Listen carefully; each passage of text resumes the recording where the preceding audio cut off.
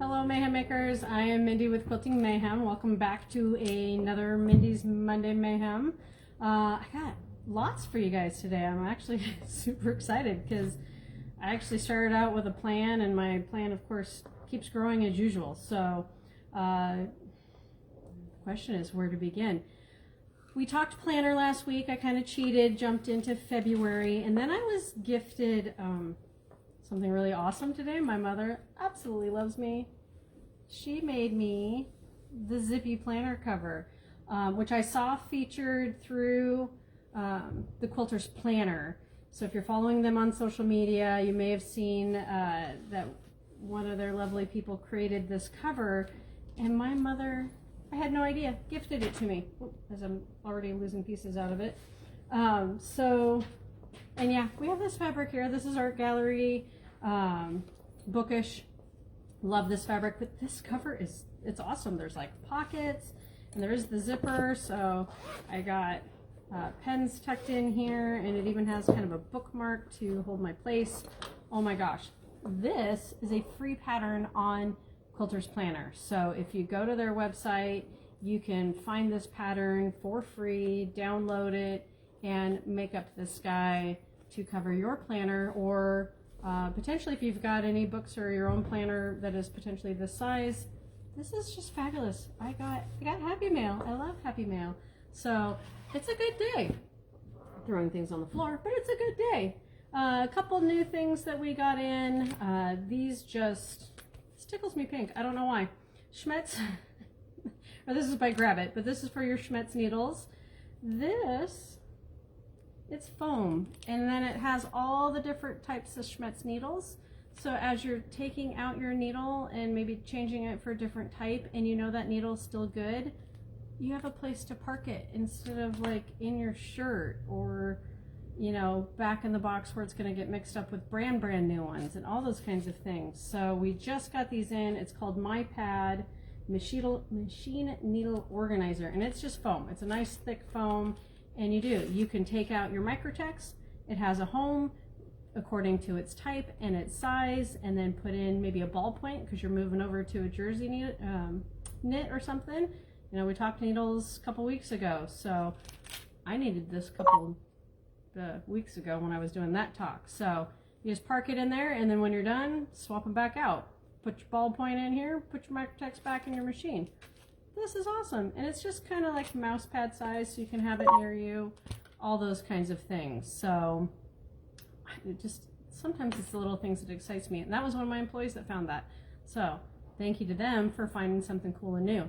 Then, oh my gosh, I love when we get cool logo stuff. I don't know if you're gonna be able to see this. There's a lot of glare, but this is I'm trying to find something white. Quilting Mayhem Tea infuser. So has a little tea basket, and if you didn't know, we have custom teas. We partnered with the tea shop in town, and we have sampler packs. So they come like Sunset on Mayhem, and we have them as a fun sampler where you have kind of your wake me up type teas, and then you have your sleepy time teas. So you could switch out your teas all day long depending on how your sewing mood is going, which was kind of fun for us. And then there's even one that makes your tea purple, which would be fun in this clear glass tumbler. But comes with a basket. You put your loose leaf in there once you figure out how to open it. Loose leaf in there, sits in your tumbler.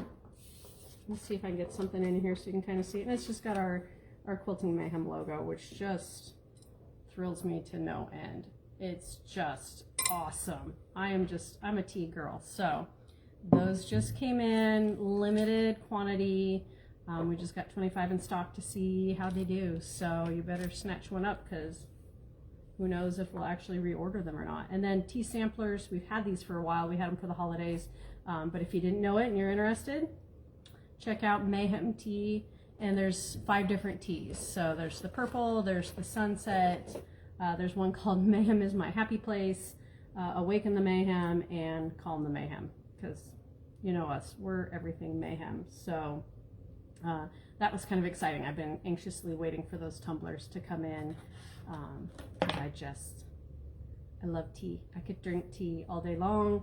and really not faze me in the slightest.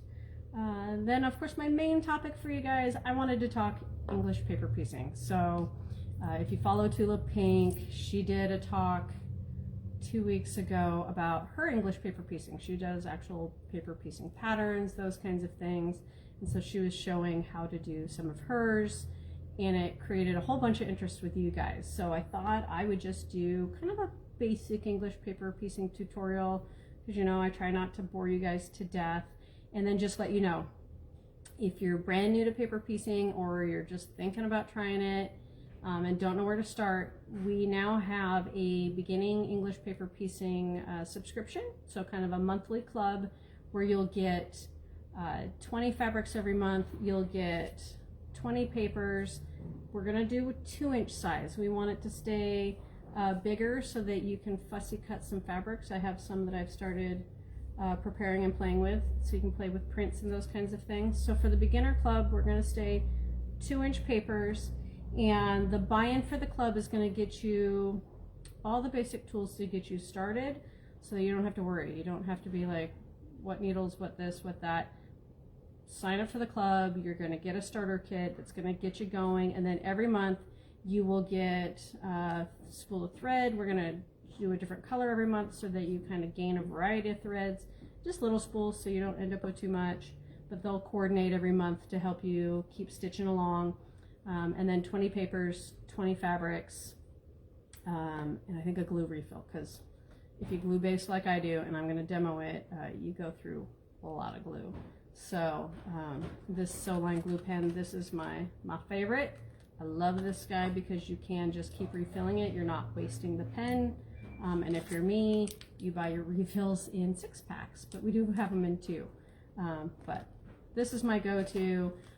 There's lots of different ways to English paper piece. Please don't come at me if you're a thread baster or whatever other method. Go explore. If you're just learning, go do the research, do the Googling, because glue basting may not be your thing, and thread basting may be your jam, some of those other kinds of ways. I'm just going to teach you my favorites, and then kind of leave it up to you guys to figure out what are the ways that make you happy and the most successful. So just keep that in mind when you join into like our paper piecing, any of the sew-alongs. We're just going to kind of teach you what we've learned along the way. Definitely are other ways out there that may be more successful for you. So please, and share. If there's some way you do it that you think's easier, faster, all that, let us know. Share with us. I love it. So generally when I do paper piecing, I do like to use acrylic templates. So for the club, you'll get a 2-inch template with a 3/8 inch edge. I like having just that little bit bigger than a 1/4 inch, so that if your paper shifts one way or the other, you're not too short on one edge. Just gives you a little more wiggle room. And this is what I use to cut out my fabrics. And like I said, I'll do a demo. And then in the subscription, this is kind of new. I love this guy. This thing makes me so happy. It's like a viewfinder. So it's just a piece of acrylic with the size of the paper cut out, so that if you're trying to cut out specific little critters, you can see what's going to fit. Okay, so this is cool. I'm going to move my camera, if I can remember, downward to what's more fun. So I'll give you an idea of the point of this. I have some fun fabrics. Just gonna move stuff out of the way. So when you're trying to look at fabrics, and maybe you want to do some playing, you want to do what they call fussy cutting, and you want to feature something. So you take this viewfinder guy and you can lay it. You will want it laid out, don't stack it. And you can kind of play around. I don't know if you're going to see this as well, but it's going to allow you to, there we go, a little more, kind of see. And sometimes I'll even take a pen and I may just kind of draw it out, especially if I'm trying to get X number of them out of a repeat. I may draw it out first so that I can make sure that I do get what I need. But this is fun, because then you can go, oh, well, maybe you just want these purple flowers, or maybe you want to turn it and have it go more this way, all these kinds of things, where you want this like trumpeter, all those kinds of things. And you can just play and move before you ever take your rotary cutter to your fabric. So I love this because, especially when you're new and you want to see before you cut, I can see, does this print fit in here? Can I get, you know, let's see, can I get both deer in here?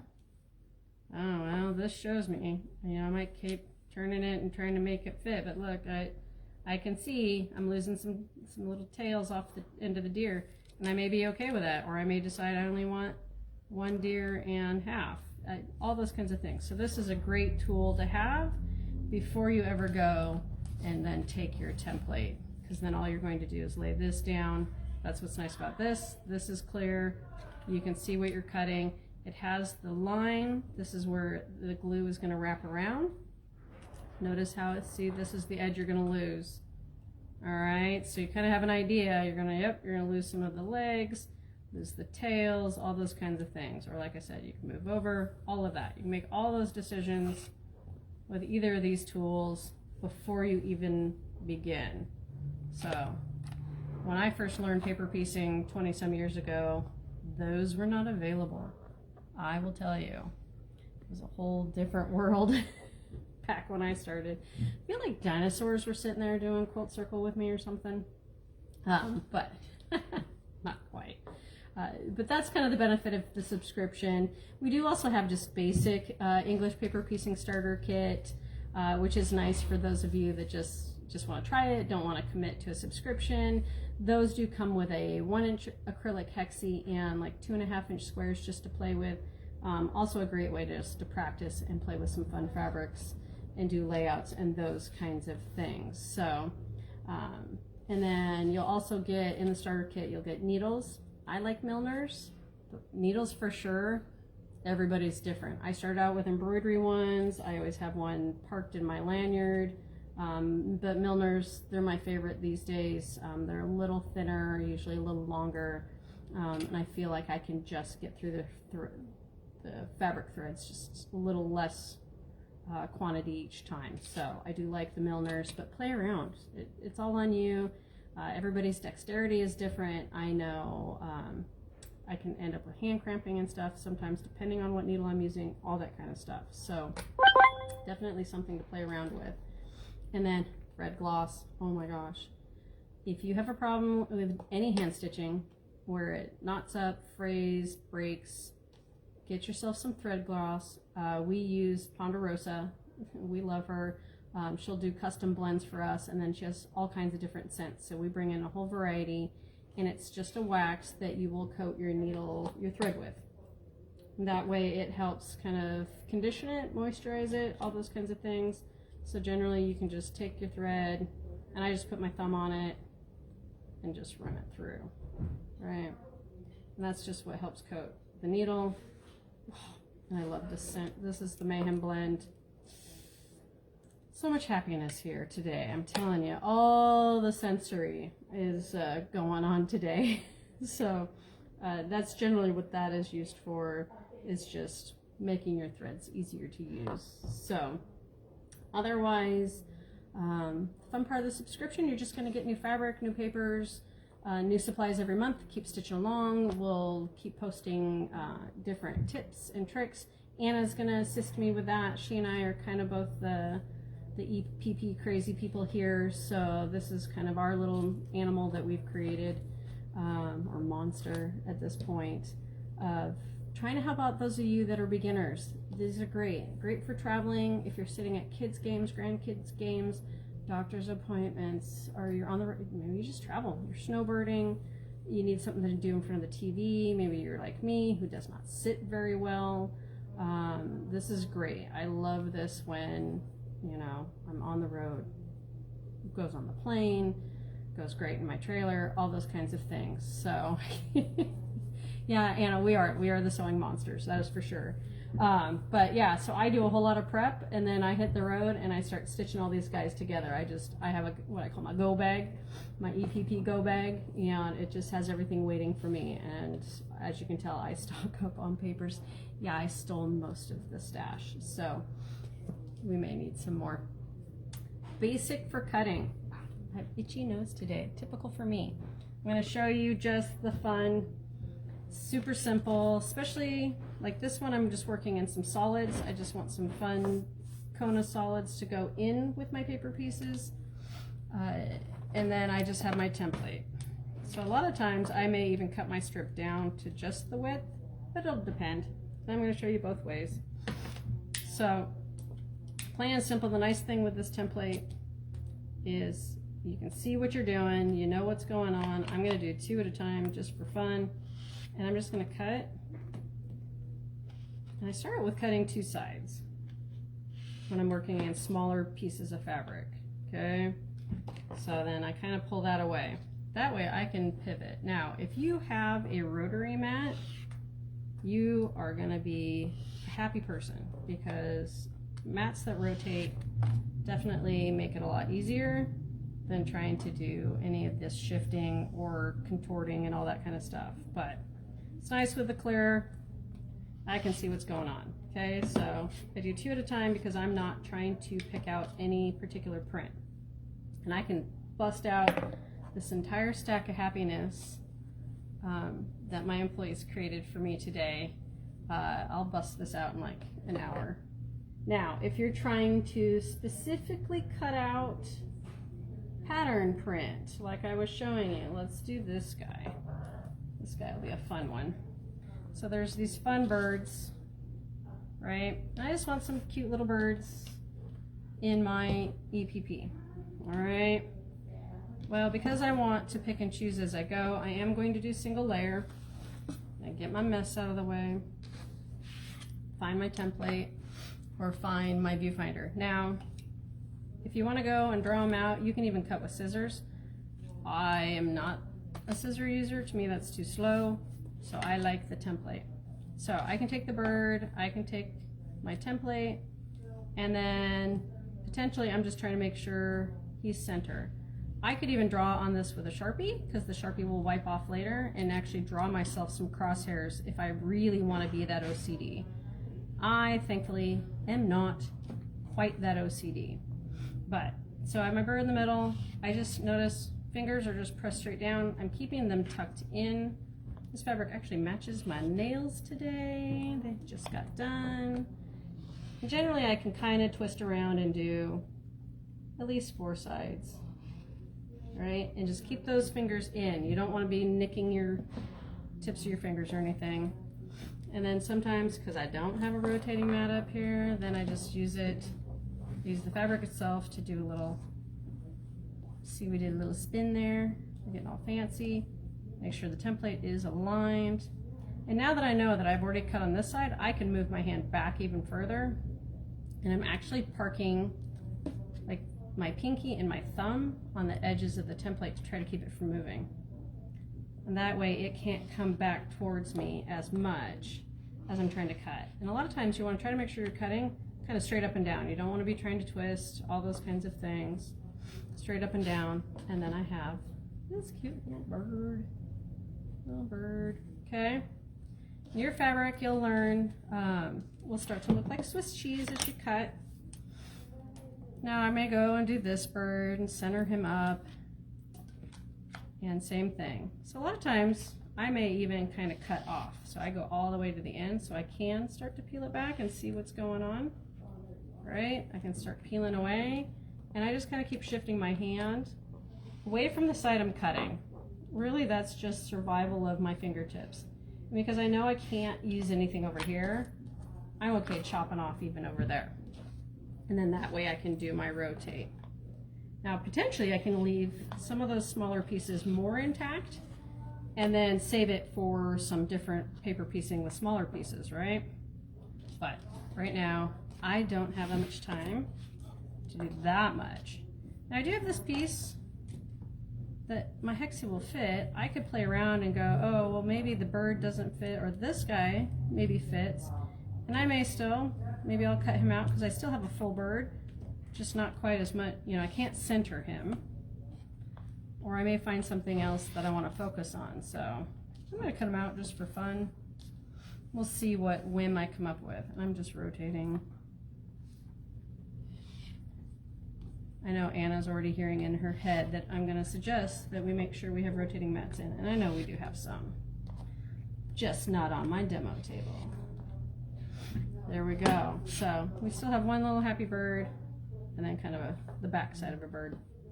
So, and then I'll show you why glue basting just is my favorite once I find my pen that I hid. Okay. Move all my junk out of the way. Goodness. It's one thing with EPP, you can end up with a lot of stuff kind of laying around. So, glue basting. This is why I do this. Okay, so this glue, I just twist it up. And the nice thing, you just have to make sure this is acid free. So you can use all kinds of different glue sticks, just make sure it's acid free. That is the key. So I do one line, roll it over, and I'm just using my fingers to lay it flat. You can use a Violet Craft seam roller to fold it instead of your fingers.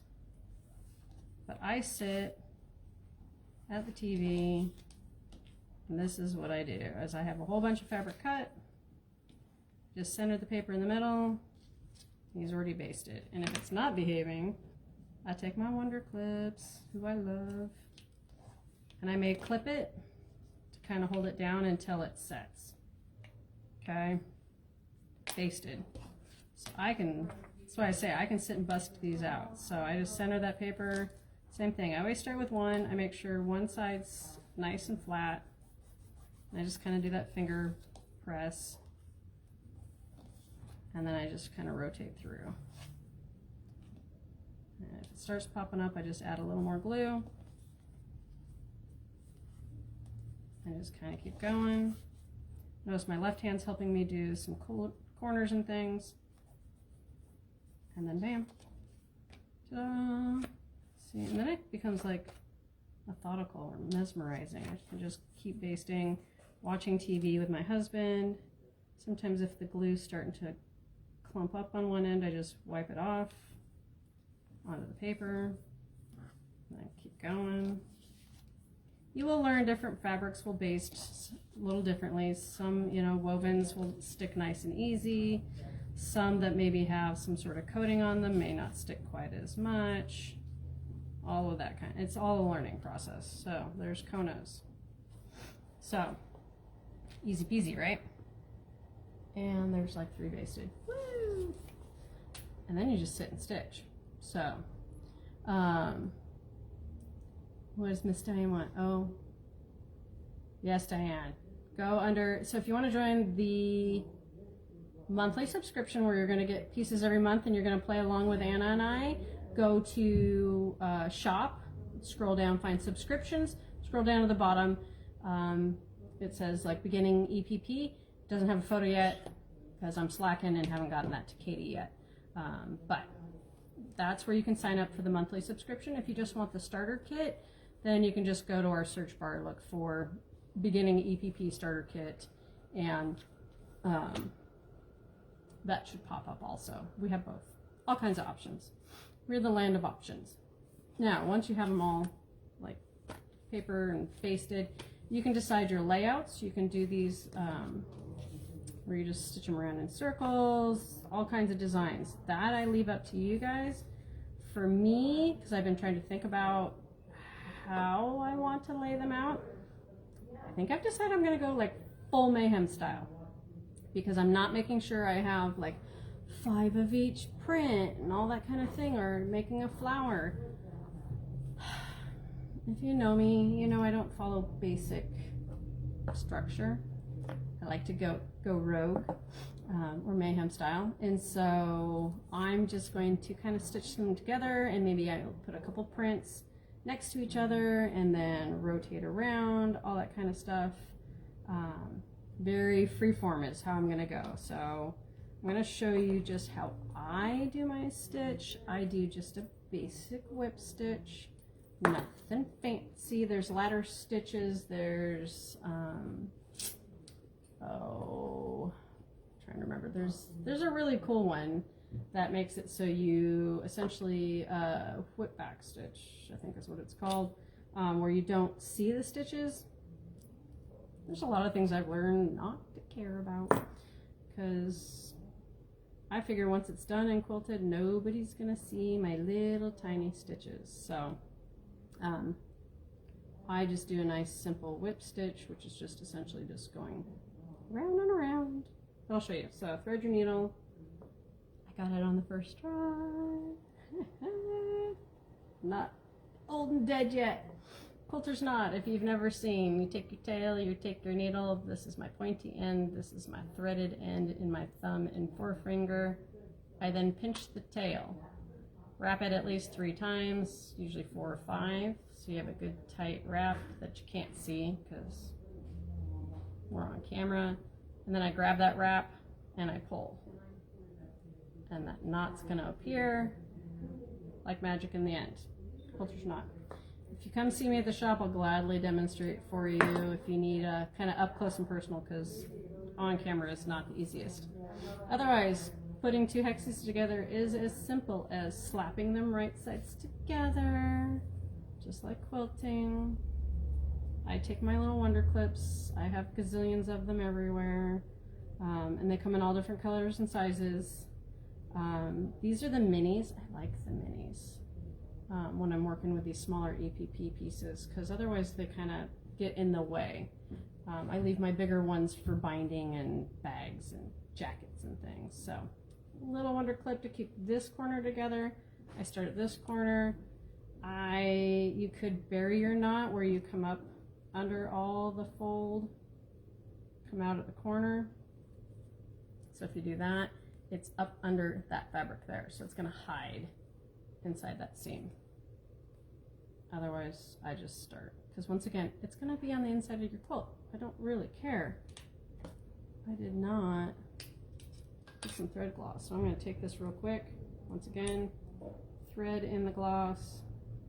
Try not to unthread it, and just I'm going to slide the wax down my thread, and it's just going to keep it from getting all twisty and knots. Keep in mind, I don't work in big long pieces, because generally I don't stitch enough that I can use all of it, and I don't like that it gets super unruly. So my chunks are generally a yard at best, probably 18 inches. I try not to go too crazy.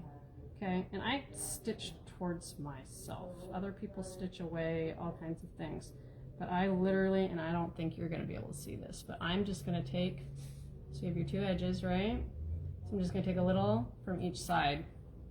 So I'm going to go from the back side to the front side at me. Okay, we're going to go back to the camera, see if I can get it to focus on that guy. See? Little tiny chunks. It's a little blurry, like my vision. Just pull straight through. And then I'm just going to move over like a 1/16 and just do it again. So I'm going to come from the back to the front, at myself with the needle, and then pull. And then just slowly move across. And literally I do it in little tiny chunks. So let's see if we can show you this again and get it to focus, camera, focus. Maybe. I wasn't in the shot. And just keep stitching. I'm sure there's plenty of YouTube tutorials on how to do this. This is how I do it. The most thing I have to be careful of is not stitching my finger, catching a bit of my skin into what I'm doing. And you don't want big chunks, because if you take a big chunk, it's going to show on the other side, and you want it to lay nice and flat. So I just do nice tiny stitches to try to keep the 2 pieces together. We do have an English paper piecing club. Highly recommend that. If you want to learn with a fabulous teacher, learn some hands-on, that's the way to do it. She was one of my students, and she taught me things, and that's why she took over for me, because she does a lot of English paper piecing. Miss Linda Angel, she is fabulous. So that's all I do. So I'm going to go straight across, and then at the end, same thing, is do a knot at the end and cut it and just be done. I just try to keep it nice and tight because I don't want my pieces to separate, is the biggest goal. So you don't want your knot, you know, 1/4 inch out from where you finish, or you can, you know, try to bury it where you're going to stick it under the fabric and then tie it off. But I generally just knot at the end and then take my needle, stitch it back through. So I'll show you if I can get that far.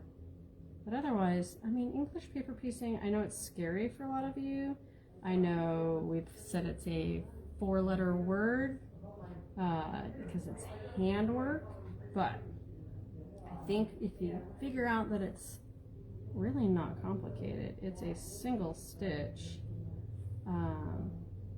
You're not really doing anything fancy like silk ribbon embroidery or, you know, you can just sit.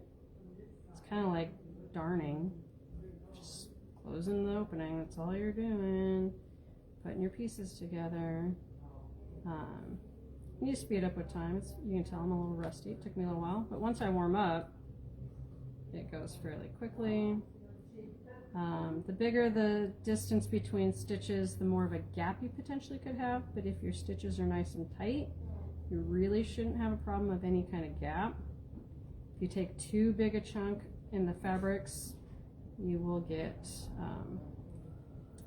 you know, you'll be able to see it. Some of it'll pull through to the top. That just takes practice. And like I said, some of it's letting go. Once you're done with all of it, so like all your pieces are all the way around, is when you can take the paper out. So some people punch holes in the middle of their papers, and that way they can just use a stiletto to pop them out when they're done. I do use a stiletto to remove the glue when I'm done, so because it's all nice, lovely glue basted. The only key I will tell you, don't put an iron on these. I have had where I've glue basted and then did an iron to make it press nice and crisp. And that iron really set the glue, so then I had to actually use water to get it all out, and then it's just not as much fun as you would like it to be. And so really just leave that glue. If you want the press to be a little firmer, use a seam roller, a bone folder tool, your finger. Just don't use heat. So I'm at the end, so I usually just make a loop. Can you see it? Tie it off, and then I take and stick my needle back. Let's see if I can do this without watching. Like back in my fabric, and I'm going to travel. So it's here. I entered here. I'm going to come out here and cut it. So there's going to be this much tail hiding down in there. So that's what I do. It just kind of makes it a little cleaner. I don't have a lot of threads sticking out everywhere, if that makes any sense. And so that's how I bury that. Okay. And that way you have a nice, it's together. You don't really see anything on the back. It's nice and clean. Okay. It's been a while, but I mean, that's what I do. Fairly simple. So hopefully that helped. Or sign up for club, or you know, sign up for subscription. We'll definitely do more tips and tricks as we go. Anna and I together will come up with all kinds of stuff for you guys. Probably share videos of other people's methods of stitching, all those kinds of things. That was a very down and dirty, so I don't expect you guys to fully understand everything. So as I say, come see me. If you have questions, just let me know, or you know, you want to come in to an open sew and have me show you how it's done, any of those kinds of things, just let us know. We'll gladly help you out. That's what we're here for. But I hope that answered some questions for you guys and showed you that really it's not hard, because I could stand here and do it. It's fun. To me, it's therapeutic because it's mindless. It's getting some things done, creating something fun without having to do a lot of thinking. And you can't really screw it up, so your seams always match. Yay! So, happy Monday! I think that was more than enough fun stuff for you guys. So don't forget, we have Mayhem Tea and new tea tumblers and the needle pad for making sure you don't forget what needle you're taking out of your machine, quilter's planner cover, beginning APP all day long, all the things. So if you need anything, let us know. Otherwise, have a fabulous Monday in February and keep on stitching.